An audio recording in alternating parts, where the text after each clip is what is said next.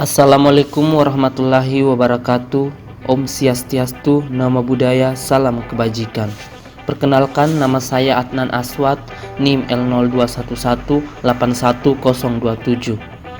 Kali ini saya akan memaparkan mengenai kerangka acuan analisis dampak lingkungan atau KA AMDAL pada pengembangan sistem penyediaan air minum dengan kapasitas 1000 liter per detik di Kecamatan Buncah, Kecamatan Manyar, dan Kecamatan Gresik, Kabupaten Gresik. Perusahaan Daerah Air Minum PDAM Giritirta, Kabupaten Gresik. Pertama-tama saya ingin menjelaskan mengenai deskripsi rencana kegiatan. Pengembangan sistem penyediaan air minum dengan kapasitas 1000 liter per detik PDAM Giritirta, Kabupaten Gresik ini bertujuan untuk meningkatkan pelayanan air bersih untuk masyarakat di Kabupaten Gresik. Selain peningkatan pelayanan air bersih bagi masyarakat, adanya pemenuhan kebutuhan air bersih baik untuk masyarakat ataupun untuk kegiatan di sektor industri, pelabuhan, dan kegiatan ekonomi lainnya ini diharapkan dapat menunjang serta meningkatkan kegiatan perekonomian di Kabupaten Gresik. Kegiatan tersebut tentunya juga dapat meningkatkan pendapatan asli daerah atau PAD dari adanya investor yang masuk ke Kabupaten Gresik karena meningkatnya pelayanan air bersih dan membuka lapangan kerja baru bagi masyarakat di Kabupaten Gresik. Kegiatan pengembangan sistem penyediaan air minum dengan kapasitas 1000 liter per detik PDAM Giritirta Kabupaten Gresik ini berlokasi di Kecamatan Bunga, Kecamatan Manyar, dan Kecamatan Gresik, Kabupaten Gresik. Rencana luasan lahan yang akan digunakan untuk pembangunan sistem penyediaan air minum dengan kapasitas 1000 liter per detik ini adalah 53.000 meter pangkat 2 dan dilengkapi dengan jaringan perpipaan air bersih sepanjang kurang lebih 42,6 km. Pelaksanaan kegiatan ini telah mendapatkan surat dari Kementerian Pekerjaan Umum dan Perumahan Rakyat nomor HK-0-MN-924 tanggal 15 September 2017 tentang penjelasan alokasi air baku untuk SPAM di Bendung Gerak Sembayat. Pembangunan dan lingkungan merupakan dua hal yang harus dikelola secara beriringan dan tidak dapat dipertentangkan. Pembangunan berada di dalam suatu lingkungan hidup sehingga keberlanjutannya memerlukan dukungan dari lingkungannya. Tanpa dukungan dari lingkungannya maka pembangunan tidak akan dapat berkelanjutan, sehingga setiap dampak yang timbul dari pembangunan harus dapat dikelola dengan baik demi terciptanya manfaat yang optimum. Dalam rangka menjaga kelestarian fungsi lingkungan hidup agar tetap dapat mendukung kehidupan masa kini dan masa mendatang serta melaksanakan pembangunan untuk meningkatkan kesejahteraan masyarakat, maka pemerintah membuat instrumen pengelolaan lingkungan berupa Undang-Undang Nomor 32 Tahun 2009 tentang perlindungan dan pengelolaan lingkungan hidup. Pengembangan sistem penyediaan air minum dengan kapasitas 1000 liter per detik ini diperkirakan akan menimbulkan dampak positif dan dampak negatif terhadap lingkungan sekitar baik secara langsung maupun tidak langsung. Dampak ini diperkirakan timbul pada tahap prakonstruksi, tahap konstruksi, dan tahap operasi. Agar dampak negatif dapat ditekan sekecil-kecilnya dan dampak positif dapat ditingkatkan sebesar-besarnya, maka diperlukan studi analisis mengenai dampak lingkungan hidup atau AMDAL. Perkiraan dampak besar yang dan penting telah dilakukan pada setiap prioritas dampak penting hipotetik berdasarkan hasil pelingkupan. Metode yang digunakan adalah bagan alir. Telaah dampak besar dan penting yang telah dilakukan merupakan bagian akhir dan terpenting dari dokumen AMDAL yang berisi evaluasi secara holistik atau totalitas dari segenap dampak besar dan penting baik positif maupun negatif yang terjadi pada berbagai tahapan kegiatan.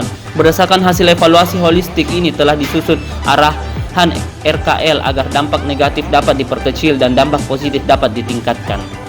Adapun analisis dampak potensial lingkungan yang terjadi yaitu ada terbagi menjadi 4, yaitu fisika, kimia, biologi, sosial, ekonomi, dan budaya, serta kesehatan masyarakat. Pada fisika dan kimia, yang pertama yaitu kualitas udara dan kebisingan. Dapat terjadi dampak debu dan penurunan kualitas udara, dan yang kedua yaitu peningkatan kebisingan. Yang kedua itu hidrologi, penurunan kualitas air di permukaan yang akan terjadi dan terjadinya banjir. Yang ketiga itu ruang tanah dan lahan, yang akan terjadi itu terjadinya keretakan bangunan sekitar, dan yang kedua itu peningkatan estetika lingkungan.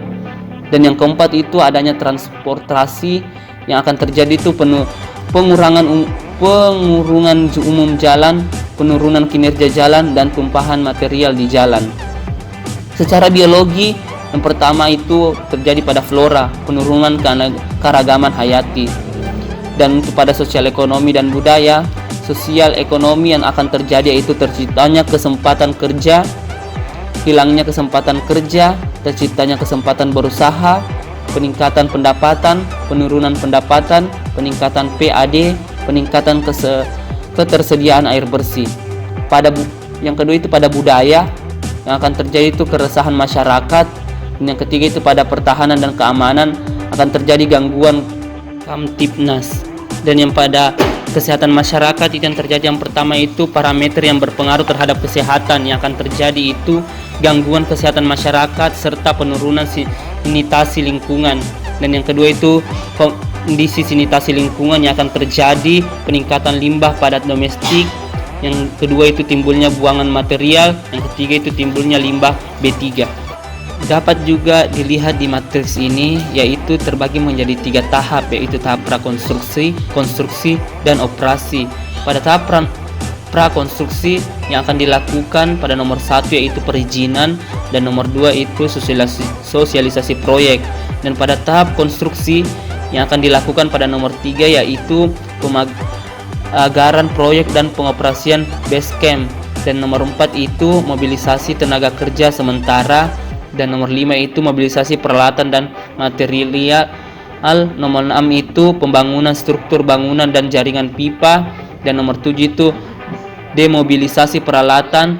Dan nomor 8 itu demobilisasi tenaga kerja. Dan pada tahap operasi yang akan dilakukan pada nomor 9 yaitu mobilisasi tenaga kerja. Dan yang 10 itu pengoperasian sistem penyediaan air minum. Dan yang ke-11 itu pemeliharaan dan perawatan. Pada tahap prakonstruksi yang pertama yaitu perizinan, yang akan dampak terjadi yaitu pada budaya, yang akan terjadi keresahan masyarakat yang berdampak primer, serta pada sosialisasi proyek yang akan terjadi dampak itu juga pada budaya, yaitu keresahan masyarakat yang berdampak primer. Dan pada tahap konstruksi yaitu nomor 3 yaitu pemeragaan proyek dan pengoperasian base camp, akan terjadi dampak yang pertama itu ekologi yang akan terjadi yaitu penurunan kualitas air permukaan dan yang berdampak pada primer. Dan pada parameter yang berpengaruh terhadap kesehatan yang akan terjadi itu penurunan sanitasi lingkungan yang berdampak sekunder. Dan pada kondisi sanitasi lingkungan, pada peningkatan limbah padat domestik akan terjadi dampak primer. Dan untuk nomor yang 4 yaitu mobilisasi tenaga kerja sementara, yang akan terjadi dampaknya itu pada sosial ekonomi, yaitu terciptanya kesempatan kerja yang berdampak primer dan peningkatan pendapatan yang berdampak sekunder.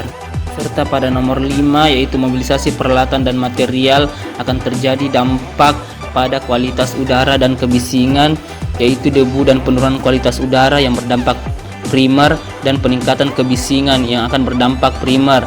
Serta transportasi yang akan terjadi itu pengurangan umum jalan yang akan berdampak primer dan penurunan kinerja jalan yang akan berdampak primer, serta penumpahan material di jalan yang akan berdampak primer. Serta pada budaya akan juga berdampak pada keresahan masyarakat yang berdampak sekunder. Dan pada nomor 6 yaitu pembangunan struktur bangunan dan jaringan pipa, akan terjadi dampak pada kualitas udara dan kebisingan, yaitu debu dan penurunan kualitas udara yang akan berdampak primer dan peningkatan kebisingan yang akan berdampak primer juga. Dan ruang dan tanah dan lahan akan terjadi dampak itu terjadinya keretakan bangunan sekitar yang akan berdampak primer. Serta budaya akan terjadi itu keresahan masyarakat yang akan berdampak sekunder. Serta parameter yang berpengaruh terhadap kesehatan, yaitu gangguan kesehatan masyarakat yang akan berdampak sekunder. Serta kondisi sanitasi lingkungan yang akan terjadi itu timbulnya buangan material yang akan berdampak primer. Dan pada nomor 7 yaitu jadi dampak kualitas udara dan kebisingan, yang terjadi itu peningkatan kebisingan yang akan berdampak primer dan Pada transportasi akan terjadi pengurungan umum jalan yang akan berdampak primer dan penurunan kinerja jalan yang akan berdampak primer, serta pada budaya yaitu keresahan masyarakat yang akan berdampak sekunder. Dan pada nomor 8 yaitu demobilisasi tenaga kerja akan terjadi dampak pada sosial ekonomi, yaitu hilangnya kesempatan kerja yang akan berdampak primer dan penurunan pendapatan yang akan berdampak sekunder. Dan pada nomor 9 yaitu mobilisasi tenaga kerja pada tahap operasi akan terjadi pada sosial ekonomi, dampaknya akan terciptanya kesempatan kerja yang akan berdampak primer dan peningkatan pendapatan yang akan berdampak sekunder. Dan pada budaya akan terjadi pula keresahan masyarakat yang akan berdampak sekunder. Dan pada nomor 10 yaitu pengoperasian sistem penyediaan air minum akan terjadi dampak pada kualitas udara dan kebisingan, yaitu debu dan penurunan kualitas udara akan berdampak primer dan peningkatan kebisingan akan berdampak primer pula, serta pada hidrologi akan terjadi penurunan kualitas air permukaan yang akan berdampak primer, serta terjadinya banjir yang akan berdampak primer. Dan pada transportasi akan terjadi pula pengurungan umum jalan yang akan berdampak primer dan penurunan kinerja jalan yang akan berdampak primer. Serta pada sosial ekonomi akan terjadi yaitu terciptanya kesempatan berusaha yang akan berdampak primer dan peningkatan PAD yang akan berdampak primer dan peningkatan ketersediaan air bersih yang akan berdampak primer. Serta pada budaya itu terjadinya keresahan masyarakat yang akan berdampak sekunder. Dan pada pertahanan dan keamanan atau yang akan terjadi itu gangguan Kamtipnas yang akan berdampak pada primer. Dan parameter yang akan berpengaruh terhadap kesehatan yaitu gangguan kesehatan masyarakat akan berdampak sekunder, dan penurunan sanitasi lingkungan akan berdampak sekunder pula. Dan kondisi sanitasi lingkungan akan terjadi yaitu peningkatan limbah padat domestik yang berdampak primer dan timbulnya limbah B3 yang akan berdampak primer. Dan pada tahap terakhir yaitu pemeliharaan dan perawatan akan terjadi dampak yaitu ruang tanah dan lahan akan terjadi dampak peningkatan estetika lingkungan yang akan berdampak primer. Bisa dilihat di matriks tersebut dengan jelasnya. Berikutnya ada pula dampak penting hipotetik. Dampak penting hipotetik ini dihasilkan dari evaluasi terhadap dampak potensial pelingkupan. Pada tahap ini bertujuan untuk menghilangkan atau meniadakan dampak potensial yang ada dianggap tidak relevan dan tidak penting, sehingga diperoleh daftar dampak besar dan penting hipotetik yang dipandang perlu dan relevan untuk ditelaah secara mendalam dalam studi AMDAL. Berikut disajikan dampak-dampak penting hipotetik pengembangan sistem penyediaan air minum dengan kapasitas 1000 liter per detik pada tahap prakonstruksi, konstruksi, dan operasi. Dan yang pertama itu tahap prakonstruksi. Pada tahap prakonstruksi berikut adalah daftar dampak penting hipotetik hasil evaluasi terhadap dampak potensial. Yang pertama yaitu perizinan. Pada kegiatan ini tidak ada dampak potensial yang termasuk dalam dampak penting hipotetik. Dan yang kedua yaitu sosialisasi proyek. Pada kegiatan ini pula tidak ada dampak potensial yang termasuk dalam dampak penting hipotetik. Dan yang B pada tahap konstruksi. Pada tahap konstruksi berikut ini daftar dampak penting hipotetik hasil evaluasi terhadap dampak potensial. Yang pertama itu pemeragaan proyek dan pengoperasian base camp. Pada kegiatan ini tidak ada dampak potensial yang termasuk dalam dampak penting hipotetik. Dan yang kedua yaitu mobilisasi tenaga kerja sementara akan terjadi dampak penting hipotetik yaitu terciptanya kesempatan kerja. Dan yang ketiga itu mobilisasi peralatan dan material akan terjadi dampak penting hipotetik. Yang pertama yaitu debu dan penurunan kualitas udara, yang kedua itu pengurungan umum jalan, yang ketiga itu penurunan kinerja jalan, dan keempat itu keresahan masyarakat. Dan empat itu penyiapan lahan yang akan terjadi dampak penting hipotetik yaitu debu dan penurunan kualitas udara. Dan yang kelima itu pembangunan struktur pembangunan dan jaringan pipa akan terjadi dampak penting hipotetik. Yang pertama itu debu dan penurunan kualitas udara, yang kedua itu peningkatan kebisingan, yang ketiga itu penurunan kinerja jalan, dan yang keempat itu keresahan masyarakat. Dan 6. Demobilisasi peralatan akan terjadi dampak penting hipotetik yaitu penurunan kinerja jalan. Yang ketujuh itu demobilisasi tenaga kerja sementara akan terjadi yaitu pada tahap ini tidak ada dampak potensial yang termasuk dalam dampak penting hipotetik.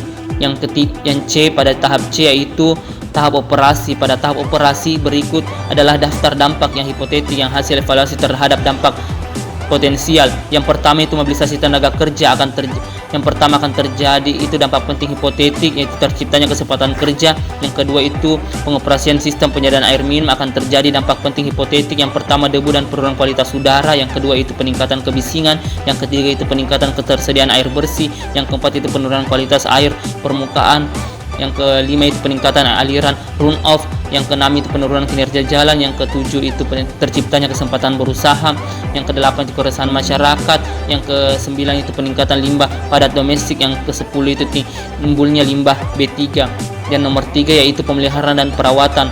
Pada tahap ini tidak ada dampak penting hipotetik yang terjadi.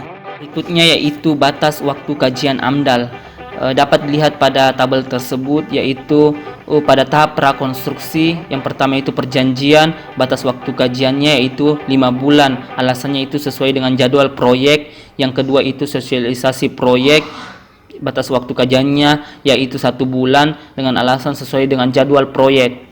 Pada tahap konstruksi yang pertama itu pemeragaan area dan pengoperasian basecamp, batas waktu kajiannya yaitu 1 bulan, alasannya sesuai dengan jadwal proyek. Yang kedua itu mobilisasi tenaga kerja sementara, batas waktu kajiannya yaitu 1 bulan, alasannya sesuai dengan jadwal proyek.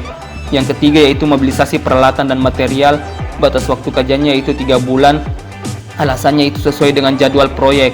Yang keempat itu pembangunan struktur dan bangunan dan jaringan pipa, batas waktu kajiannya yaitu 10 bulan, alasannya sesuai dengan jadwal proyek. Yang kelima itu demobilisasi peralatan, batas waktu kajiannya itu 1 bulan, alasannya itu sesuai dengan jadwal proyek. Yang keenam itu demobilisasi tenaga kerja sementara, batas waktu kajian AMDAL-nya itu 1 bulan, alasannya sesuai dengan jadwal proyek. Pada tahap operasi yang pertama itu mobilisasi tenaga kerja, batas waktu kajiannya itu 1 bulan, alasannya itu prediksi tim tentang waktu yang dibutuhkan untuk rekrutmen tenaga kerja. Yang kedua itu pengoperasian sistem penyediaan air minum, batas waktu kajiannya itu 3 tahun, prediksi tim mengenai waktu yang dibutuhkan untuk kegiatan operasional dapat berjalan secara maksimal. Yang ketiga itu pemeliharaan dan perawatan, batas waktu kajiannya itu 3 tahun, yaitu prediksi tim mengenai alasannya itu prediksi tim mengenai waktu yang dibutuhkan agar kegiatan operasional dapat berjalan secara maksimal, sehingga pemeliharaan pun dilakukan untuk seluruh bangunan yang ada. Dapat dilihat jelas pada tabel yang saya tampilkan.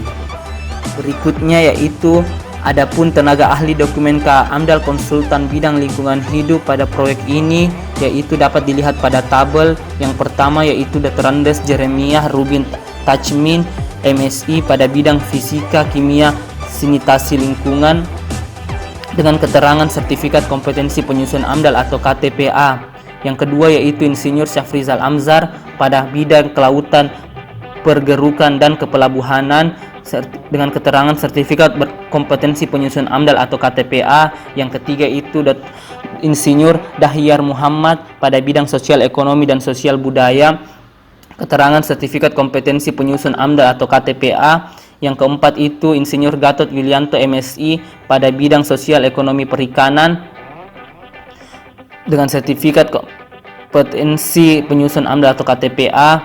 Dan yang kelima itu Dr. Insinyur Urip Rahmani MSI pada bidang sosial ekonomi perikanan dengan keterangan sertifikat kompetensi penyusun AMDAL atau KTPA.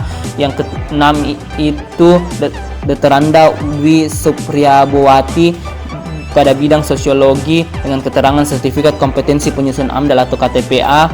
Yang ketujuh yaitu Tri Sulistiowati SE pada bidang ekonomi dengan keterangan sertifikat kompetensi penyusun AMDAL atau KTPA. Yang kedelapan itu Khairunisa Arfa ST pada bidang teknik sipil hidrologi dengan sertifikat kompetensi penyusun AMDAL ATPA. Yang kesembilan itu udah Terandes Supriyanto MSI pada bidang kesehatan masyarakat, yaitu keterangan itu AMDAL A dan B. Yang ke-10 itu Baharudin Sabur MSI pada bidang kelautan dan permodelan, dan yang ke-11 itu A Mutzini Eskel pada bidang mangrove dan lamun dan terumbu karang. Mungkin bisa dilihat jelas pada tabel tersebut. Dan mungkin itu saja yang bisa dapat saya sampaikan terkait presentasi saya, yaitu kerangka acuan analisis dampak lingkungan atau KA AMDAL terhadap pengembangan sistem penyediaan air minum dengan kapasitas 1000 liter per detik di Kecamatan Bunga, Kecamatan Manyar, dan Kecamatan Gresik, Kabupaten Gresik dengan perusahaan Daerah Air Minum PDAM Giritirta Kabupaten Gresik. Mungkin itu saja yang dapat saya sampaikan. Wabillahi taufiq wal hidayah. Wassalamualaikum warahmatullahi wabarakatuh. Terima kasih. Merci, thank you, kamsahamnida, arigato gozaimasu.